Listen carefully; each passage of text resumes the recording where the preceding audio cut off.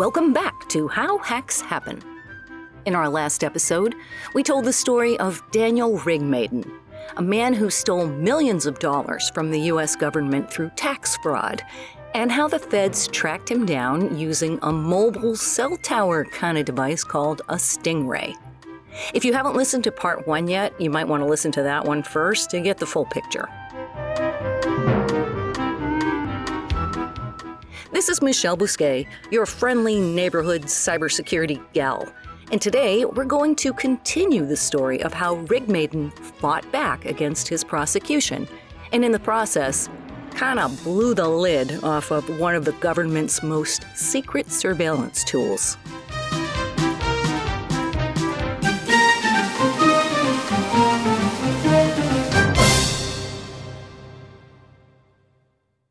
When we left Daniel Rigmaiden in the last episode, he was in jail, being held without bail while awaiting trial after being arrested for tax fraud. And Rigmaiden, although he doesn't deny he committed fraud, is focused on one specific aspect of his case: how he got caught.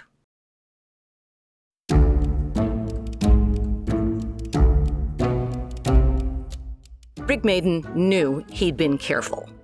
He lived in an apartment under a false identity called Stephen Travis Bronner, paying cash to a landlord he'd never met.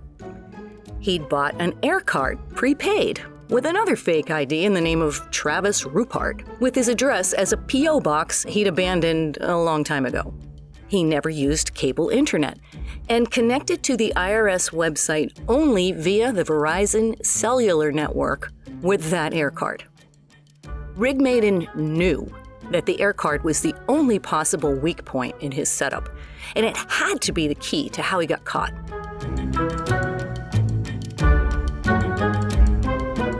You see, while you and I know that the feds used the Stingray to find Rigmaiden's exact location and get a warrant for his apartment, Rigmaiden didn't know that. In fact, nobody outside law enforcement had even heard of a thing called a Stingray. The court documents relating to Rigmaiden's arrest were vague about how they tracked him down. But he had an inkling that it had to be some kind of specialized device used to pinpoint the location of his air card. He knew that even if the feds had traced the fraudulent tax returns to his air card, that cell tower information wasn't enough to pinpoint where he was. The card was in one name and the apartment was in another name, so it couldn't be his name. In fact, the first few warrants the feds got to search his apartment were under one of the other fake names, Stephen Travis Bronner. So Rigmaiden knew it couldn't be the name.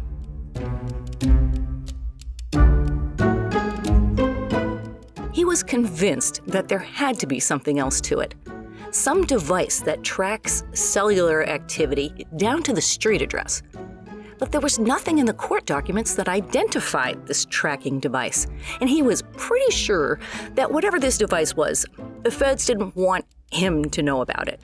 And that made Rigmaiden even more determined to find out what it was. As a little refresher, the Stingray is a portable device that pretends to be a cell tower, intercepting all the cellular activity in the area, inspecting each and every device that connects to it to see if it's the droid they're looking for. So this means, if you happen to be in an area when a Stingray goes by, it would fool your cell phone into connecting to it, and it would scoop up all the information a cell tower would, like who you are, who you're calling, how long you talked to them, what websites you visited, or who you were texting. Only cell providers are supposed to be able to do this, and by law, they keep that information under lock and key and give it out only to the subscriber themselves. Like, you can't just call up AT&T and ask them for your girlfriend's cell records so you can see if she's been cheating on you. If you don't believe me, try it. They'll shut you down faster than you could say, illegal search and seizure.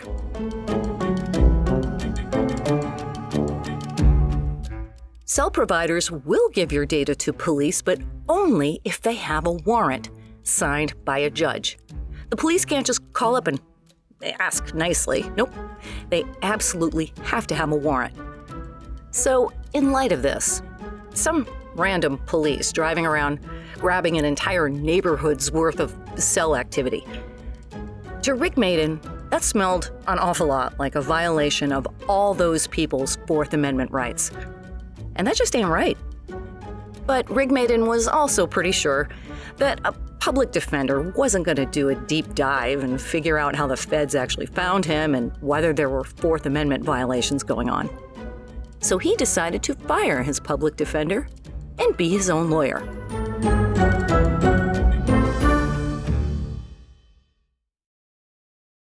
You've heard the expression, a man who is his own lawyer has a fool for a client.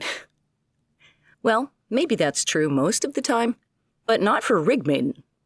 We're talking about a smart guy here, one with access to the prison's law library, and with a fire in his belly to figure out how he got caught.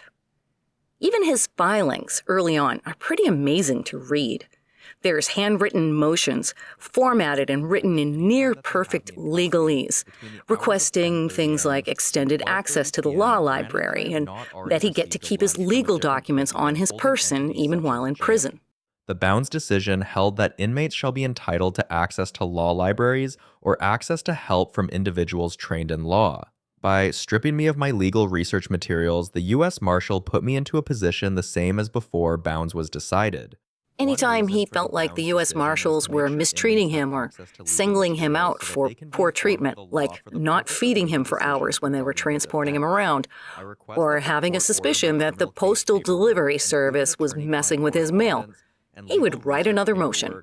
Acquired according to the Bounds decision, stay in my possession during pretrial custody, including during transfer to other holding facilities or prisons. The defendant humbly requests that Your Honor order the Rigmaiden was relentless. He would not be mistreated. He would not have his rights violated. And while I'm not a big fan of tax fraud, I gotta admire this guy. He used every tool at his disposal to make sure he was getting a fair shake from the legal system. I've been denied my right to law library access at CCA-CADC under the Bounds decision. Until roughly 11:30 Arizona time, I was in the custody of U.S. Marshals operating the airlift operation. Most of this time I spent in flight. I was not given a lunch meal during this time or any food or water. At roughly 11:30 a.m., I was removed. And here's something I didn't know when I started writing this story. Prisoners can submit motions directly to the court through the prison mail system. So Rigmaiden didn't need a lawyer. He could just write them up and submit them himself. And so he did, over and over and over and over. Pages and pages of meticulously handwritten motions, all painstakingly formatted and written in legalese. Hours of 10:30, some other inmates and I were told by a U.S. Marshal that none of us would be able to eat lunch. At roughly 3:30 p.m., I had an interview with my attorney. During the interview and during court, I had a diminished mental competency due to low blood sugar. His early motions are more about his right to do legal research, but then things get a little more interesting. Eventually, after reviewing over 15,000 pages of court documents and investigative records, Rigmaiden finds something. In one document from the U.S. Postal Inspection Service, he sees a reference to something called a Stingray. Now you might be thinking, what does the U.S. Postal Service have to do with high-tech surveillance? I mean, aren't they just delivering mail? And why are they talking about Stingrays? Shouldn't that be like the FBI talking about that? That's a good question. But here's the thing. Rigmaiden's fraud involved the mail. He was having refund money sent through the mail as checks or prepaid debit cards. And the minute you start using the mail to commit a crime, it becomes a federal offense, and that means the U.S. Postal Inspection Service gets involved. And postal inspectors, these are fully sworn federal agents, and they got badges and guns and surveillance tools. In fact, they were working with the FBI and the IRS to track down Rigmaiden. And it's in one of their reports that Rigmaiden sees this reference to the Stingray for the very first time. Here's the entry. On July 16, 2008, we were informed that they were able to track a signal and were using a Stingray to pinpoint the location of the air card. That one little line tipped off Rigmaiden and put him on a trail. He needed to know what this Stingray thing was.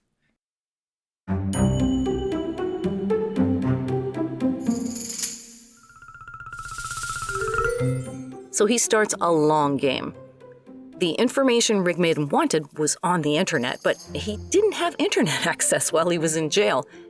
But what he did have was shadow counsel, which is basically a lawyer standing by to help him if he needs it. And there was also a paralegal that was helping him out too. So Rigmaiden would ask one of them to do a search on certain terms on the internet and bring him or mail him the search results. Then Rigmaiden would do some more reading and he'd ask for more searches, and around and around and around they went. It took months.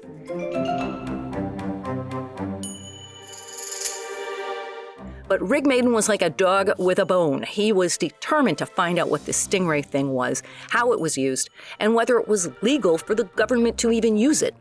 Along the way, he looked at patent filings from Harris Corporation, who's the manufacturer of the Stingray, and he filed requests under the Freedom of Information Act to get even more documents.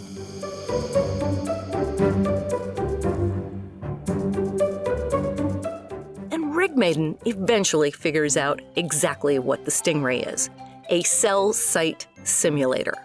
From that one U.S. Postal Service document, he followed the trail from the feds getting his air card's general location to the use of the Stingray to narrow down his location, and then the search warrant that a judge signed off on, giving the feds permission to bust into his apartment and find all his fake IDs and other evidence against him.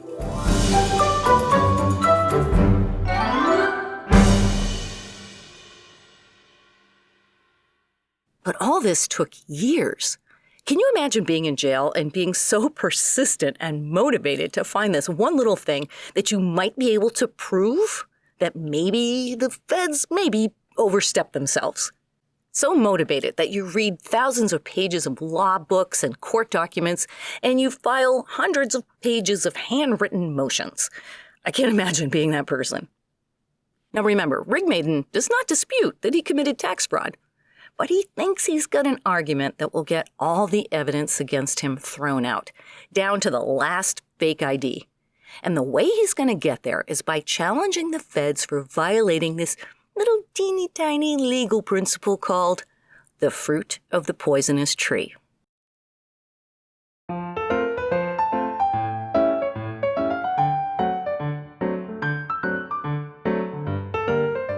Maybe you've heard this term in crime shows.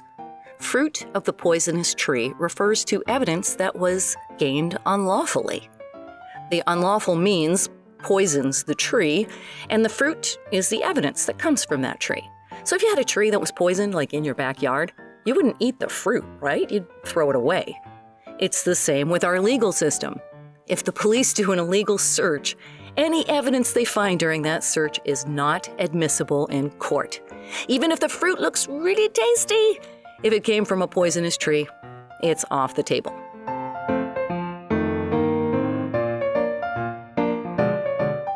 I was being sarcastic when I said that fruit of the poisonous tree is a tiny little thing. It's actually a pretty major thing and taken very seriously by the court. It can be frustrating for cops who have a ton of circumstantial evidence that someone committed a crime, like they're certain that this person committed a crime, but they don't have enough hard evidence to get a search warrant. They can't just barge in and find it.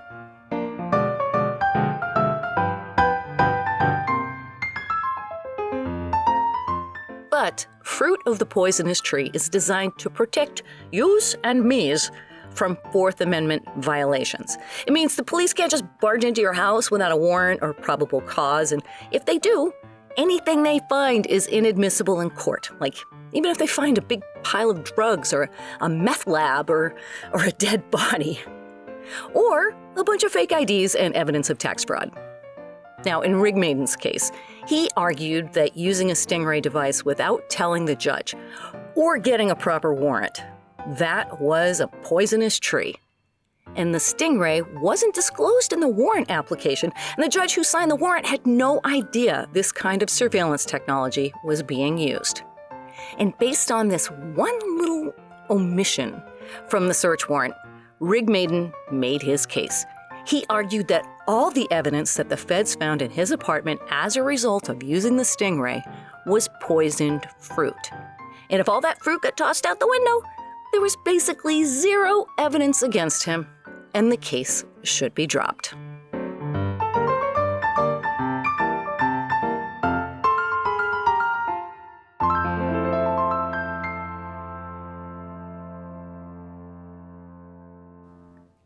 You know what? He had a point. A really good one. One that caught the attention of the American Civil Liberties Union, otherwise known as the ACLU. The ACLU is a nonprofit organization that focuses on defending and preserving the individual rights and liberties guaranteed by the U.S. Constitution and U.S. laws. And they've been around since 1920. The ACLU has been instrumental in helping individuals win cases involving free speech, desegregation, gender equality, and privacy violations by the government. And they are not to be messed with. If the ACLU gets interested in something, the U.S. government takes note of that.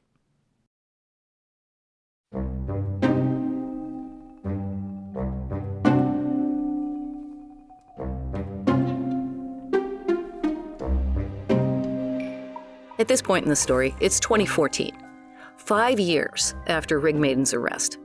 5 years of research, filing motions to continue the case, which means putting off the trial until he could gather more information, and years of Rigmaiden reading in the law library, asking his shadow counsel to bring him internet searches and write motions for the court and send emails to the ACLU. Now, the ACLU gets a lot of emails from prisoners looking for justice, but the one they received from Rigmaiden stood out. The Electronic Frontier Foundation also takes an interest. The EFF is another nonprofit, but dedicated more to digital rights and civil issues in the online world. And the ACLU and EFF, they're interested enough that they even get involved in Rigmaiden's case, and they file an amicus brief to the court. An amicus brief is a friend of the court statement. It's a legal document submitted by a person or organization who is not the plaintiff or the defendant, but they have a strong interest in the outcome.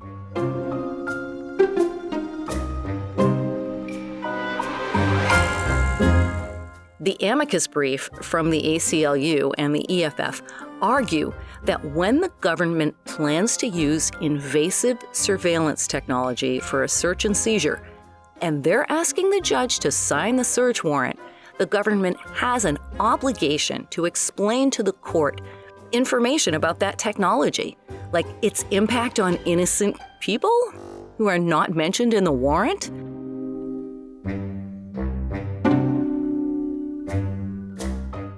So in this way, the judge signing the warrant can do their due diligence in determining whether such a search would violate those people's Fourth Amendment rights. Their argument went something like this.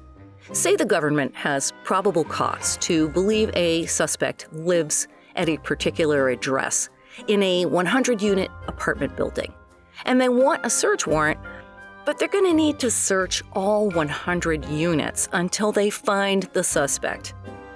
They should tell the court when they apply for the warrant, right?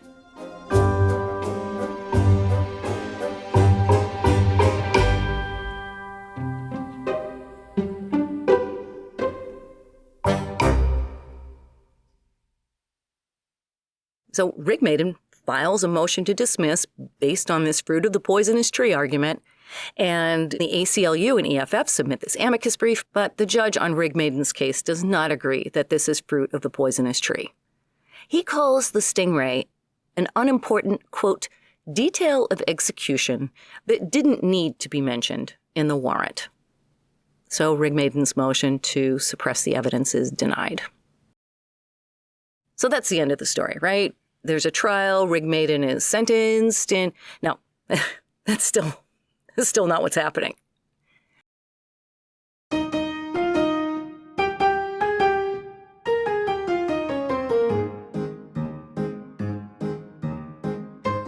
With all this attention on this case from the ACLU and EFF, the Wall Street Journal newspaper gets wind of Rigmaiden's story, and so does the New York Times and some other news outlets.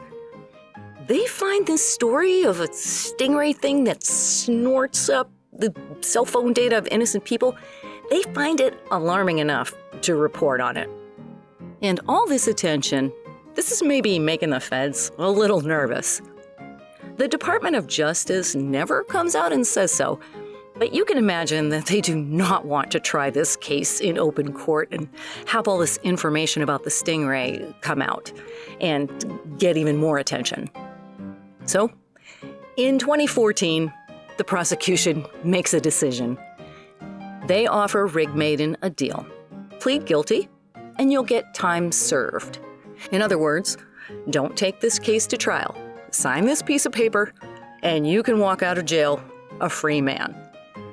This is a tough decision for Rigmaiden because he really wants to expose government overreach. But if he doesn't take the deal and goes to trial, he risks going to prison for 20 years or more for the massive amount of tax fraud, not to mention identity theft and mail fraud. And I can imagine that by that time, Rigmaiden has had enough of being in jail. So he signs the plea deal and he gets out, having served only 5.5 years.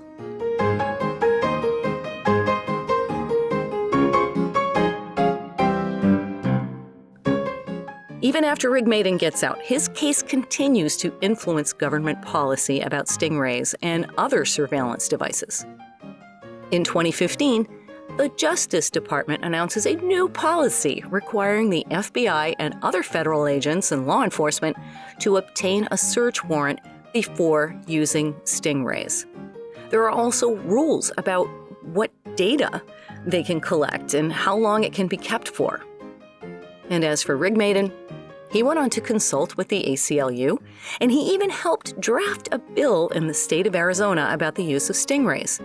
And at cybersecurity conference, he sometimes gives presentations on everything he learned about the Stingray. So while you might not be thrilled about Rigmaiden's crimes, he's been instrumental in exposing government surveillance overreach and helping to protect our Fourth Amendment rights.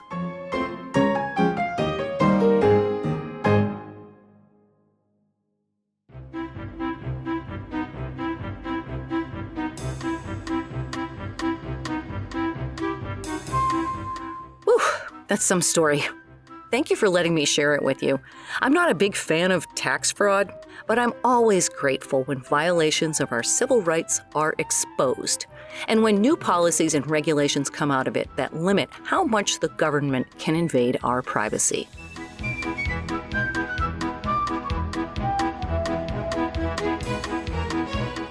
This is Michelle Bousquet from How Hacks Happen. And remember, dance like no one is looking. Sing like no one is listening, and text like it's all discoverable.